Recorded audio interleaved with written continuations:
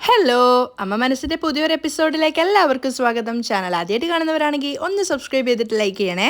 അപ്പോൾ മേഘയാണെങ്കിൽ ജാനകിയോടും ആരതിയോടും വെല്ലുവിളിച്ചുകൊണ്ട് പറയുന്നുണ്ട് സിദ്ധുവിൻ്റെ ചന്ദ്രികയുടെയും കല്യാണം നടത്തില്ല എന്ന്. പക്ഷെ അവരതിന് പുല്ല് വില കൊടുക്കുന്നില്ല. ശേഷം മനോഹരം വന്നിട്ട് ചോദിക്കുകയാണ്. അവരുടെ സംസാരം കേട്ട സമയത്ത് അവർ സിദ്ധുവിൻ്റെയും ചന്ദ്രികയുടെയും കല്യാണം നടത്തുന്നതാണല്ലോ തോന്നുന്നത്. അപ്പോൾ നീ നിൻ്റെ വയറ്റിലുള്ള കുഞ്ഞ് സിദ്ധുവിൻ്റെതാണെന്ന് തെളിയിക്കണ്ടേ? അത് ജനിച്ചതിന് ശേഷം മാത്രമേ പറ്റൂന്ന് മേഘ നിസ്സഹായമായിട്ട് പറയുകയാണ്. ഇനിയിപ്പോൾ എന്താ ചെയ്യുക? അപ്പോൾ അതിനിടയിൽ അവരുടെ രണ്ടുപേരുടെ വിവാഹം കഴിഞ്ഞാൽ നീ എന്താ ചെയ്യുക? മനോഹരൻ തിരിച്ചു ചോദിക്കുകയാണ്. ഉറപ്പിച്ച് ഞാൻ പറയാം, അവരുടെ രണ്ടുപേരുടെയും വിവാഹം നടക്കില്ല. മേഘ ദേഷ്യത്തോടെ അവിടെ നിന്ന് പോവുകയാണ്. അവൾ പോയപ്പോൾ മനോഹരൻ ചേച്ചിയോട് ചോദിക്കുന്നുണ്ട്, അല്ല ചേച്ചി, ഒരു ഭാഗത്ത് മഹേന്ദ്രൻ്റെ വീട്ടിൽ കല്യാണത്തിനുള്ള ഒരുക്കങ്ങളൊക്കെ നടക്കുവാണ്. ഇനി മറ്റൊരു ഭാഗത്താണെങ്കിൽ കല്യാണം നിർത്തിവെക്കും, അതല്ല കല്യാണം മുടക്കുന്നുള്ള ഉറപ്പാണ് മേഘ പറയുന്നത്. സത്യം പറഞ്ഞ മേഘയുടെ വയറ്റിൽ വളരുന്ന കുഞ്ഞ് സിദ്ധുവിൻ്റെതാണെന്ന് ചേച്ചി വിശ്വസിക്കുന്നുണ്ടോ? അപ്പോൾ മുത്തശ്ശി പറയാണ്, മേഘയുടെ വയറ്റിൽ വളരുന്ന കുഞ്ഞിൻ്റെ അച്ഛൻ ആരാണെന്ന് ദൈവത്തിന് മാത്രമേ അറിയൂ. ദൈവത്തിനെങ്കിലും അറിഞ്ഞാൽ മതി, മനോഹരം പറയാണ്. പിറ്റേന്ന് ചന്ദ്രികയുടെ മുറിയിലാണ് ലക്ഷ്മി ഉള്ളത്. ലക്ഷ്മി ചന്ദ്രികയോട് ചോദിക്കുന്നുണ്ട്, അല്ല ചന്ദ്രിക, നിന്റെ കല്യാണത്തിനുള്ള എല്ലാ കല്യാണക്കുറിയും ഈ മുറിയിൽ തന്നെ കാണുന്നുണ്ടല്ലോ. അപ്പോൾ നീ നിന്റെ ഫ്രണ്ട്സിനാരെയും ഇതുവരെ കല്യാണത്തിന് ക്ഷണിച്ചില്ലേ? ആർക്കും കല്യാണക്കത്ത് കൊടുത്തില്ലേ? അപ്പോൾ ലക്ഷ്മി ചോദിക്കുകയാണ്, സിദ്ധു തെറ്റ് ചെയ്തിട്ടുണ്ടെന്ന് നീ വിശ്വസിക്കുന്നുണ്ടോ?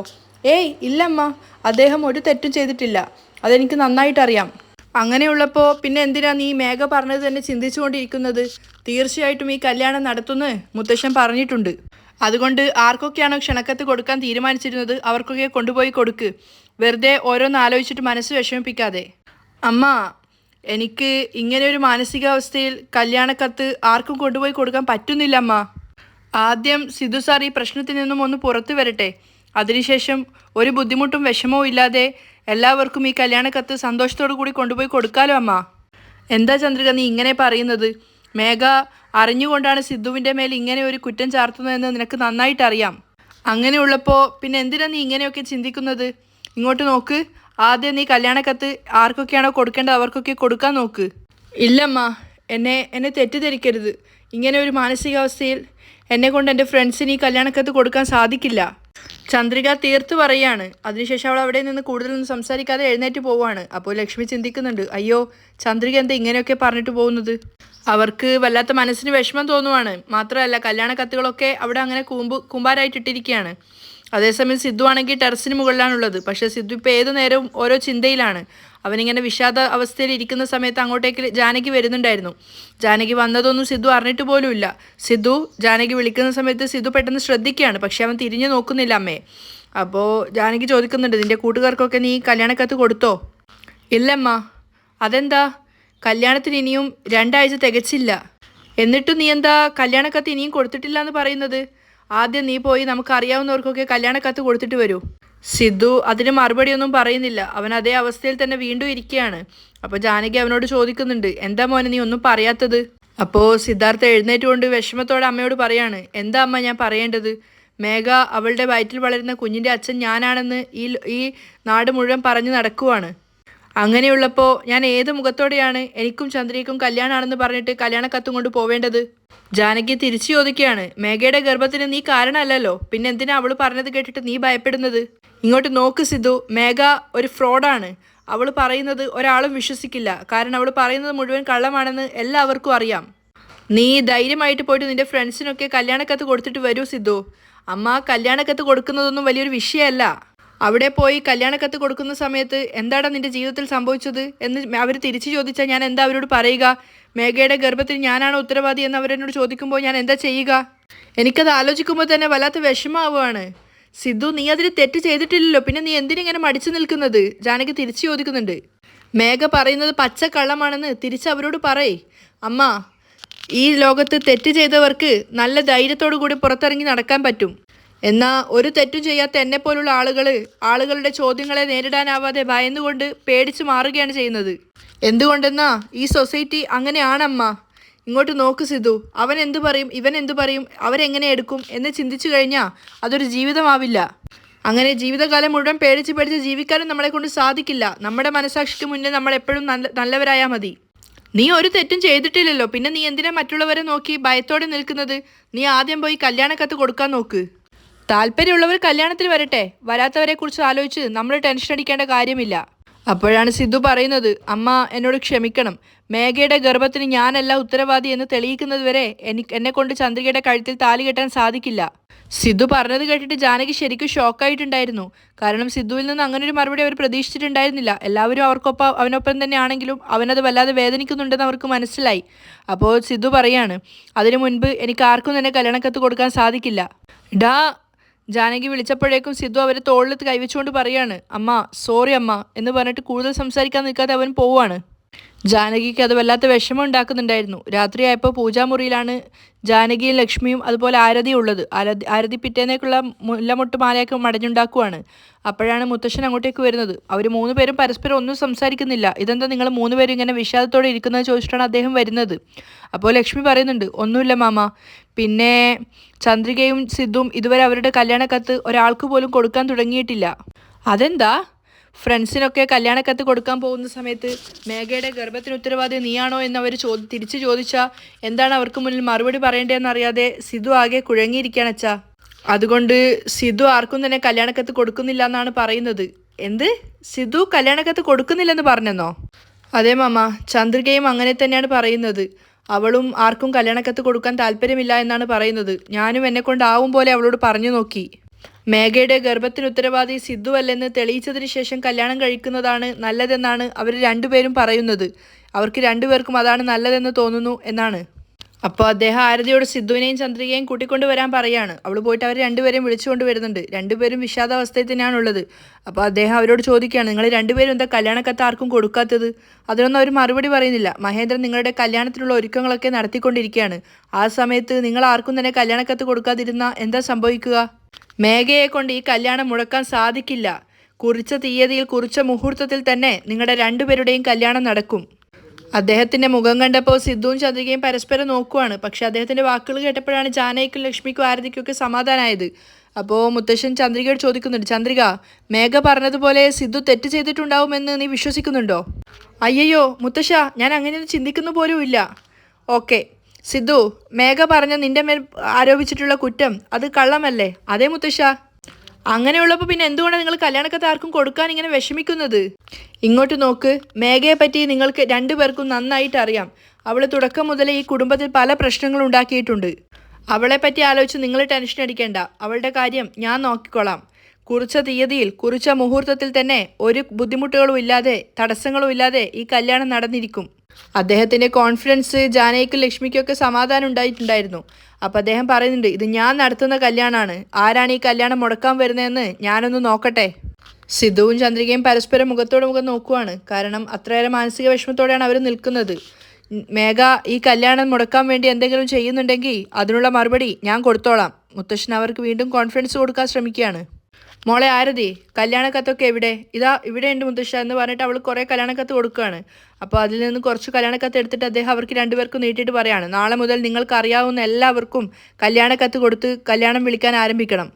സിദ്ധുവും ചന്ദ്രികയും അത് വാങ്ങിക്കാൻ മടിച്ചു നിന്നപ്പോൾ ജാനകി പറയുന്നുണ്ട്, വാങ്ങിക്ക് സിദ്ധു എന്ന്. അപ്പോൾ അവനത് വാങ്ങിക്കുകയാണ്. ബാക്കിയുണ്ടായിരുന്ന കല്യാണക്കത്ത് മുത്തശ്ശൻ ചന്ദ്രികയെ ഏൽപ്പിച്ചിട്ട് പറയുന്നുണ്ട്, നാളെ മുതൽ നിങ്ങൾക്ക് അറിയാവുന്ന ഫ്രണ്ട്സ്, നിങ്ങളുടെ കൊളീഗ്സ്, അങ്ങനെ ആരൊക്കെയാണോ നിങ്ങൾക്ക് വേണ്ടത് അങ്ങനെയുള്ള എല്ലാവരെയും കല്യാണം വിളിച്ച് തുടങ്ങണം. അതല്ലാതെ മേഘ പറയുന്ന കള്ളങ്ങളും കേട്ടിട്ട് നിങ്ങൾ വെറുതെ ഇരുന്ന് സങ്കടപ്പെട്ടിട്ട് യാതൊരു കാര്യവുമില്ല.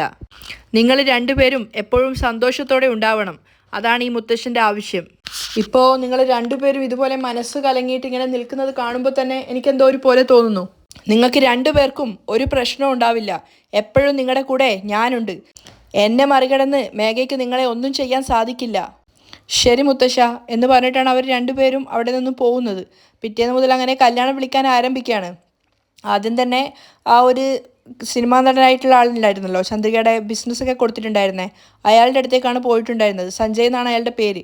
അപ്പോൾ അയാൾ പറയുന്നത്, എന്താ പെട്ടെന്ന് രണ്ടുപേരും ഒന്നിച്ച് വന്നിരിക്കുന്നത് ചോദിച്ചപ്പോൾ രണ്ടുപേരും പറയാണ് കല്യാണം വിളിക്കാൻ വേണ്ടി വന്നതാണ് എന്നൊക്കെ പറഞ്ഞിട്ട് അയാൾക്ക് കല്യാണക്കത്തൊക്കെ കൊടുക്കുന്നുണ്ട്. അയാൾ തീർച്ചയായിട്ടും വരാം, എൻ്റെ വീട്ടിലെ കല്യാണം പോലെയല്ലേ എന്നൊക്കെ പറഞ്ഞിട്ട് അവരെ ഇതാക്കുവാണ്.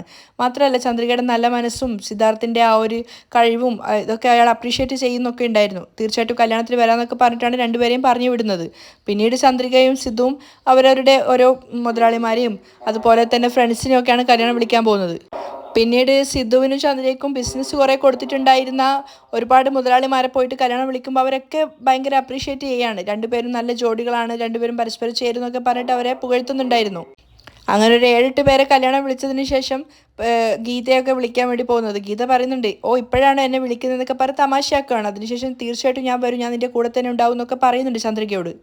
അതുപോലെ സിദ്ധുവിൻ്റെ കൂട്ടുകാരെയും അങ്ങനെയൊക്കെ സിദ്ധു തനിച്ച് പോയിട്ടാണ് വിളിക്കുന്നത്. അവരിങ്ങനെ കാര്യങ്ങളൊക്കെ ചോദിക്കുമ്പോൾ സിദ്ധു തിരക്കുകൊണ്ടാണ് വരാൻ പറ്റാത്തതെന്നൊക്കെ പറഞ്ഞിട്ടാണ് കല്യാണത്തിന് ക്ഷണിക്കുന്നത്. എല്ലാവരും വരാമെന്ന് പറഞ്ഞിട്ട് സന്തോഷത്തോടു കൂടി തന്നെയാണ് പറയുന്നത്. അതേസമയം ക്ഷേത്രത്തിലാണ് മുത്തശ്ശി ഉണ്ടായിരുന്നത്. മനോഹരനെ കാത്തിരിക്കുകയാണ്. അയ്യോ ഇവനിത് എവിടെ പോയി എന്നൊക്കെ അവരിങ്ങനെ സ്വയം പറയുന്നുണ്ട്. അപ്പോഴാണ് 2 ചെവിയിലും പൂവൊക്കെ വെച്ച് 2 കയ്യിൽ പാത്രത്തിൽ ഭക്ഷണമായിട്ട് മനോഹരൻ അങ്ങോട്ട് വരുന്നത്. പാത്രം നിറയെ ഭക്ഷണം ഉണ്ടായിരുന്നു. അപ്പോൾ അത് മുത്തശ്ശിക്ക് കൊണ്ടു കൊടുക്കുന്ന സമയത്ത് മനോഹരനോട് ചോദിക്കുന്നുണ്ട്, ഇതെന്താണ് നിൻ്റെ കോല ഇങ്ങനെ, വേഷം ഇങ്ങനെ ചോദിക്കുന്ന സമയത്ത് ചേച്ചി ഇങ്ങനെ പോയാലാണ് പാത്രം നിറയെ ഭക്ഷണം തരിക. കാരണം മനോഹരനെ കാണുമ്പോൾ ഒരു വട്ടനെ പോലെ ഉണ്ടായിരുന്നു. ഇന്നാ കഴിക്ക് എന്ന് പറഞ്ഞിട്ട് ഒരു പാത്രം ചേച്ചി കൊടുക്കുകയാണ്. ഓ ഇതിനായിരുന്നോ പോയത്? പിന്നല്ലാതെ ഞാനെന്താ ദൈവത്തെ കാണാൻ വന്നതാണോ? അന്നദാനം കഴിക്കാൻ വേണ്ടിയാണ് ചേച്ചി ഇങ്ങോട്ടേക്ക് വന്നത്. എന്നിട്ട് ചേച്ചിക്കൊപ്പം ഇരുന്നിട്ട് മനോഹരനും കഴിക്കാൻ തുടങ്ങുകയാണ്. അപ്പോൾ ഭക്ഷണം കഴിച്ചുകൊണ്ടിരിക്കുമ്പോൾ മുത്തശ്ശി പുകഴ്ത്തിക്കൊണ്ട് പറയുന്നുണ്ട്, ആ സാമ്പാറൊക്കെ സൂപ്പർ ആയിട്ടുണ്ടടാ. ഉണ്ടാക്കും ഉണ്ടാക്കും, ചേച്ചിയൊക്കെ വീട്ടിലുണ്ടാക്കും, ഒരു വകയ്ക്കും കൊള്ളാത്ത സാമ്പാർ എന്ന് പറഞ്ഞിട്ട് അവരെ കുറ്റപ്പെടുത്തുന്ന സമയത്ത് അവർ പറയുന്നുണ്ട്, എന്തൊക്കെ പച്ചക്കറികളാണോ കൊണ്ടുതരുന്നത് അതിനനുസരിച്ച് ടേസ്റ്റ് സാമ്പാറിനുണ്ടാവുള്ളൂ എന്ന് പറയുകയാണ്. ഓ പിന്നെ ചേച്ചി കുറേ പച്ചക്കറി ഉണ്ടെങ്കിൽ നന്നായിട്ട് ഉണ്ടാക്കുന്നൊക്കെ പറഞ്ഞ് മനോഹരനും വിട്ടുകൊടുക്കുന്നില്ല. മതിയടാ ഭക്ഷണത്തെക്കുറിച്ച് കുറ്റം പറയുന്നത്, പിന്നീട് കിട്ടുന്നതും ഇല്ലാതാവും എന്നൊക്കെ പറഞ്ഞിട്ട് അവർ മനോഹരനെ കുറ്റപ്പെടുത്തുകയാണ്. അത് കഴിഞ്ഞിട്ട് അവർ സ്വയം ഇങ്ങനെ പരിതപിച്ചുകൊണ്ട് പറയുന്നുണ്ട്, മഹേന്ദ്രൻ്റെ വീട്ടിലുണ്ടായിരുന്ന സമയത്ത് 4 നേരം തോന്നിയ പോലെ ഭക്ഷണം കഴിച്ചുകൊണ്ടിരുന്നതാണ്. ഇപ്പോൾ വന്ന് വന്ന് ക്ഷേത്രത്തിലെ അന്നദാനത്തിൻ്റെ സമയം നോക്കേണ്ട ഗതികേടാണ്. ഇതിനൊക്കെ കാരണം മേഘയാണ്. അവളും ജീവിതത്തിൽ മുന്നോട്ടേക്ക് വരും, നമ്മളും അവൾക്കൊപ്പം നന്നായിട്ട് ജീവിക്കുന്നൊക്കെ വിചാരിച്ചിട്ട് ഒന്നും നടക്കില്ല എന്ന് തന്നെയാണ് ഇപ്പോഴും തോന്നുന്നത്. ചേച്ചി സത്യം പറഞ്ഞാൽ മേഘ പറയുന്നത് പോലെ മേഘയുടെ വയറ്റിൽ വളരുന്ന കുഞ്ഞിൻ്റെ അച്ഛൻ സിദ്ധു ആയിരിക്കുമോ? വീണ്ടും മനോഹരൻ ആ സംശയം തീരുന്നില്ല. അപ്പോൾ മുത്തശ്ശി പറയുന്നുണ്ട്, ഏയ് ഒരിക്കലും ആവില്ലടാ. ചേച്ചി ഇങ്ങനെയാണ് പറയുന്നത്, പക്ഷേ സിദ്ധുവാണ് തൻ്റെ വയറ്റിൽ വളരുന്ന കുഞ്ഞിൻ്റെ അച്ഛനെന്ന് മേഘ ഉറപ്പിച്ചു പറയുവാണല്ലോ. സിദ്ധുവിൻ്റെയും ചന്ദ്രികയുടെയും കല്യാണം മുടക്കാൻ വേണ്ടിയും മേഘയ്ക്ക് ഇങ്ങനെ പറയാമല്ലോ. ഓ ചേച്ചി പറഞ്ഞു വരുന്നത് സിദ്ധുവിൻ്റെയും ചന്ദ്രികയുടെയും കല്യാണം മുടക്കാൻ വേണ്ടിയാണ് അപ്പോൾ മേഘ ഇങ്ങനെ ഒരു നാടകം കളിക്കുന്നത് എന്നാണല്ലേ? ആ ഒരുപക്ഷെ അങ്ങനെയോ ആവാം. എനിക്കെന്തോ അങ്ങനെയാണ് തോന്നുന്നത്. അല്ല ചേച്ചി, അങ്ങനെയാണെങ്കിൽ പിന്നെ ഇപ്പോൾ മേഘയുടെ വയറ്റിൽ വളരുന്ന കുഞ്ഞിൻ്റെ അച്ഛൻ ആരായിരിക്കും? അത് തന്നെയാണ് എനിക്കും മനസ്സിലാവാത്തത്. അവളുടെ ഗർഭത്തിന് ആരാണ് കാരണമെന്ന് നമ്മൾ എങ്ങനെയെങ്കിലും കണ്ടുപിടിക്കണം. അപ്പോഴേക്കും സിദ്ധുവും ചന്ദ്രികയും ക്ഷേത്രത്തിലേക്ക് വരുന്നുണ്ടായിരുന്നു. മനോഹരനാണ് അത് കാണുന്നത്. അപ്പോൾ ചേച്ചിയെ വിളിച്ച് കാണിച്ചു കൊടുക്കുകയാണ്, നോക്കുക അതാരാ വന്നിരിക്കുന്നതെന്ന്. രണ്ടുപേരും സിദ്ധുവിനെയും ചന്ദ്രികയും ശ്രദ്ധിക്കുകയാണ്. അവർ നേരെ പൂജാരിയുടെ അടുത്തേക്ക് പോയിട്ട് അയാൾക്കാണ് അടുത്ത കല്യാണക്കത്ത് കൊടുക്കുന്നത്. അപ്പോൾ അയാൾക്ക് കേട്ടപ്പോൾ തന്നെ വളരെ സന്തോഷമാവുകയാണ്. നമ്മുടെ വീട്ടിൽ നടക്കുന്ന ഒരു കല്യാണം പോലെയാണ്, തീർച്ചയായിട്ടും വരുന്നൊക്കെ പറയുമ്പോൾ അയാളോടും അയാളുടെ കുടുംബത്തോടും ഒക്കെ വരാൻ വേണ്ടി പറയുകയാണ്. പൂജാരി കല്യാണത്തിനൊക്കെ വരാമെന്ന് പറയുന്ന സമയത്താണ് പെട്ടെന്ന് അദ്ദേഹത്തിന് കൊടുത്തിട്ടുണ്ടായിരുന്ന താലത്തിൽ നിന്നും മേഘ ആ കല്യാണക്കത്ത് വലിച്ചെടുക്കുന്നത്. എന്നിട്ട് അവളത് കഷ്ണം കഷ്ണാക്കി കീറിക്കളയാണ്. അത് കണ്ടിട്ട് പെട്ടെന്ന് സിദ്ധുവും ചന്ദ്രിക ആകെ പരിഭ്രമിച്ചു നിൽക്കുകയാണ്. മേഘയാണെങ്കിൽ അത് ഫുൾ കീറിയിട്ട് വലിച്ചെറിയുന്നുണ്ട്. മുത്തശ്ശി മനോഹരനാണെങ്കിൽ അത് കണ്ടപ്പോൾ ആകെ ഷോക്കായിട്ട് ഭക്ഷണമൊക്കെ കഴിക്കുന്നത് നിർത്തിയിട്ട് അവർ പരസ്പരം പറയുകയാണ്, ഇതെന്താ ചേച്ചി മേഘ എന്ത് ഇങ്ങനെയൊക്കെ ചെയ്യുന്നത്?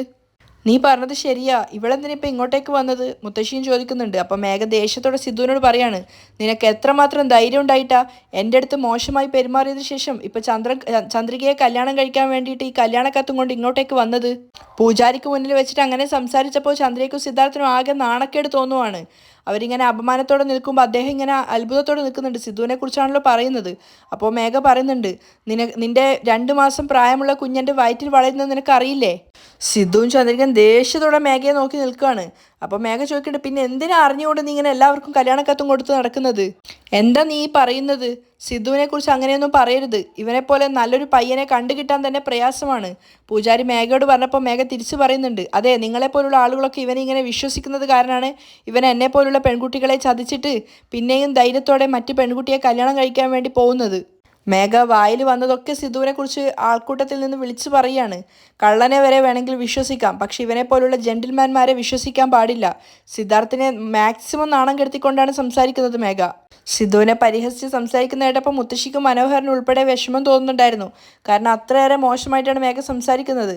അപ്പോൾ സിദ്ധുവിനെ ചൂണ്ടിക്കൊണ്ട് അവൾ പറയുകയാണ്, എന്തുകൊണ്ടെന്നാ ഇവനെ പോലുള്ള ജെന്റിൽമാൻമാർക്ക് നന്നായിട്ട് അറിയാം ഇവരെന്ത് തെറ്റ് ചെയ്താലും ആരും വിശ്വസിക്കില്ല എന്ന്. അച്ഛനെ പകർത്തി വെച്ചതുപോലെയാണ് മക്കൾ ഉണ്ടാവുക എന്ന് പറയുന്നത് കേട്ടിട്ടില്ലേ? അത് വളരെയധികം ശരിയാണ്. സിദ്ധുവും അവൻ്റെ അച്ഛനെ പറിച്ചു വെച്ചതുപോലെ തന്നെയാണ്. മേഘ സിദ്ധാർത്ഥിന്റെ ക്ഷമയുടെ നെല്ലിപ്പലക കാണിക്കുന്നുണ്ടായിരുന്നു. ഓരോരോ വാക്കുകൾ പറഞ്ഞിട്ട് വാസുദേവനെ പോലെയാണ് സിദ്ധാർത്ഥും എന്നൊരർത്ഥത്തിലാണ് മേഘ പറയുന്നത്. കാരണം വാസുദേവൻ ജ്യോതിയെ പറ്റിച്ചുകൊണ്ടാണല്ലോ ജാനകിയെ പറ്റിച്ചുകൊണ്ട് ജ്യോതിക്കൊപ്പമാണല്ലോ പോയത്. അതുപോലെയാണ് ചന്ദ്രികയെ പറ്റിച്ചുകൊണ്ട് സിദ്ധാർത്ഥ് തൻ്റെ കൂടെ കിടന്നത് എന്നൊരർത്ഥത്തിലാണ് സംസാരിക്കുന്നത്. അപ്പോൾ സിദ്ധുവിൻ്റെ ക്ഷമ നശിച്ചു നിൽക്കുന്ന സമയത്താണ് മേഘ വീണ്ടും കളിയാക്കിക്കൊണ്ട് ചോദിക്കുന്നത്, എന്താ സിദ്ധു, ഞാൻ പറഞ്ഞത് ശരിയല്ലേ? അത് പറഞ്ഞു തീരലും മേഘയുടെ ചെകിട്ടത്ത് നോക്കിയിട്ട് സിദ്ധു ഒന്ന് പൊട്ടിച്ചു കൊടുക്കുവാണ്. സിദ്ധുവിൻ്റെ അടി കൊണ്ടപ്പോൾ തന്നെ മേഘയുടെ കിളി പറന്നു പോയിട്ടുണ്ടായിരുന്നു. തല കറങ്ങുന്നത് പോലെ തോന്നുവാണ് അവൾക്ക്. അവൾ തല പിടിച്ചുകൊണ്ടാണ് തിരിഞ്ഞ് സിദ്ധുവിനെ നോക്കുന്നത്.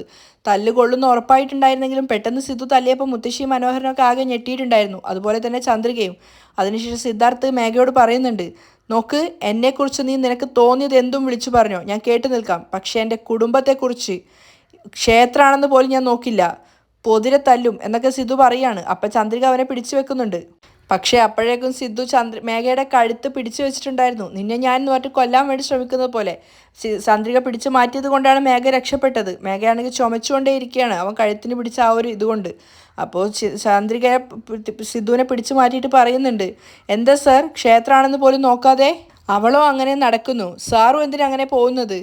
അപ്പോൾ സിദ്ധാർത്ഥ് ഒന്നും മിണ്ടാതെ നിൽക്കുമ്പോൾ മേഘ ചോദിക്കുന്നുണ്ട്, എന്താ സിദ്ധു, എന്നെ അടിച്ച് ഭീഷണിപ്പെടുത്തി കഴിഞ്ഞാൽ ഞാൻ നിന്നെ വിട്ട് പോകുന്നാണോ കരുതിയത്? തീർച്ചയായിട്ടും പോവില്ല. എല്ലാവരും ദേഷ്യത്തോടെയാണ് നിൽക്കുന്നത്. സിദ്ധാർത്ഥാണ് മേഘയെ കൊല്ലാനുള്ള ദേഷ്യത്തിലാണ്. അപ്പോൾ മേഘ പറയുന്നുണ്ട്, നീ എൻ്റെ വയറ്റിൽ നിൻ്റെ കുഞ്ഞ് വളരുന്നുണ്ടെന്ന് പറഞ്ഞതിന് ശേഷവും നീ നിൻ്റെ ഇഷ്ടത്തിന് നാട് മുഴുവൻ കല്യാണം വിളിച്ച് നടക്കുവാണോ? ഇനി നിങ്ങളുടെ കല്യാണ കത്ത് ആർക്കും കൊടുക്കേണ്ടതില്ല. ഞാൻ ഒന്ന് ഉറപ്പിച്ച് പറയാം, നിങ്ങളുടെ രണ്ടുപേരുടെയും കല്യാണം നടക്കാൻ പോകുന്നില്ല. മേഘ തീർത്ത് പറയുകയാണ്. അപ്പോൾ അത് കേട്ടിട്ട് ചന്ദ്രികയെ സിദ്ധാർത്ഥ് ഇങ്ങനെ ഞെട്ടി നിൽക്കുന്നുണ്ട്. അവിടെയാണ് ഇന്നത്തെ എപ്പിസോഡ് വൈൻഡപ്പ് ചെയ്യുന്നത്.